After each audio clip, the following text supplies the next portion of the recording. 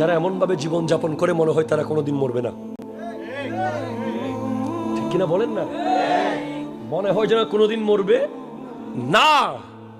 High রে কবর, কবর তুমি দেখো না এখন। কবর যারা দেখেছে তারা জানে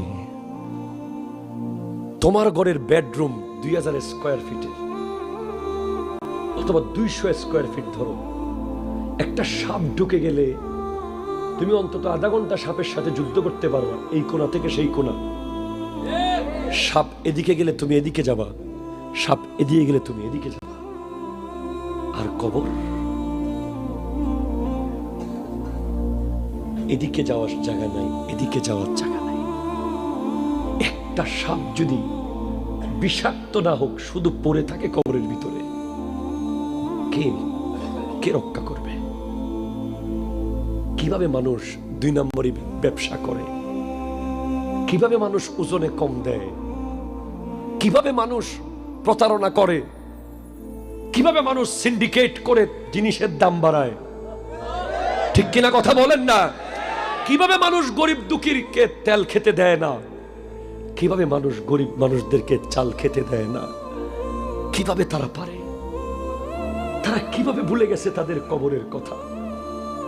হযরত ওসমান গনি যুন্নুরাইন আমার নবীর 2টা কন্যা শাদী করেছেন। কবরস্থান দেখলে কান্না করতেন, কবরস্থান দেখলে কেঁদে দিতেন। সবাই জিজ্ঞেস করতে, আপনার সামনে নবী এত আলোচনা করে আপনি কাঁদেন না, কবরের জন্য কেন কাঁদেন? বলে, কবর হলো আখিরাতের প্রথম মঞ্জিল। এই কবরে যে পার পেয়ে যাবে সে সব জায়গায় পার পেয়ে যাবে। কবর কবর খবর প্রতিদিন ডাক দিয়ে বলে, আমাদের শুনি না, কারণ আমাদের শোনার ক্ষমতা দেওয়া হয় নাই। শুনলে আমরা কেউ আর সংসার করতে পারতাম না, বেহুশ হয়ে মরে যেতাম। খবর প্রতিদিন 10টা বাক্য বলে বলে ডাকে। খবর বলে, তাসআ আলা জাহরি ও মাসিরুকা ফি বাতানি, আমার পিঠের উপরে দৌড়াদৌড়ি করছিস, আমার পিঠের উপরে বাড়াবাড়ি করছিস, আমার পিঠের উপরে অহংকার করছিস, আমার পিঠের উপরে পাওয়ার দেখাচ্ছিস, আমার পিঠের উপরে তুই এইভাবে চলছিস সিনা ফুলিয়ে, তোকে আমার পেটের ভিতরে আসতে হবে। হ্যাঁ, যখন একজন মুর্দাকে কবরে দেওয়া হয়, কবর কথা বলা শুরু করে তার সাথে। এই, যদি সে বৎকার হয়, এই তুই কি জানতি না আমি আগুনের ঘর? তুই কি জানতি না আমি সাপের ঘর? তুই কি জানতি না আমি জাহান্নামের গর্ত? তোকে কেউ বলে নাই? তোকে কেউ বলে নাই আমি আগুনের ঘর? তোকে কেউ বলে নাই? এরপরেও তুই আমার পিঠের উপরে এত অহংকার করতে। তোর ভাইকে ঘর থেকে বের করে দিয়েছিস, তোর আত্মীয় স্বজনকে তুই অত্যাচার করেছিস, তুই ক্ষমতার বলে এতিমের সম্পদ দখল করেছিস, তুই গরিবের দোকান দখল করেছিস, তুই জুলুম করেছিস। আর যদি নেককার কেউ কবরে আসে, তখন কবর বলে, আহলান সাহলান মারহাবা, আমি তোমার অপেক্ষায় ছিলাম।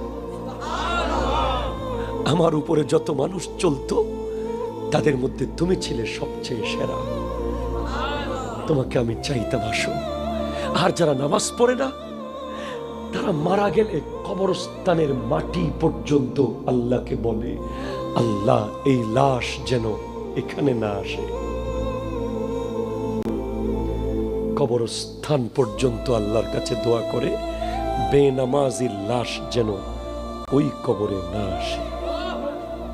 যুবক ভাই, তোমার মোবাইলের চার্জ চলে গেলে, বিদ্যুৎ না থাকলে বাসায় মোবাইলের চার্জ দিতে পারো না বলে তোমার টেনশনে তোমার মেজাজ খারাপ, তোমার মন খারাপ, তুমি কি আফসোস করছো। আর তুমি যে নামাজ ফজরের পড়ো নাই, তুমি কিভাবে মুখ দেখাচ্ছ পৃথিবীকে? তুমি রাস্তা দিয়ে হাঁটো কেমনে? তোমার লজ্জা কই চলে গেছে? তোমাকে কি আমার নবী বলে নাই, ফজরের নামাজের 2 রাকাত সুন্নাতের মূল্য আসমান জমিনের মাঝখানে যত জায়গা আছে তত পরিমাণ সওয়াব?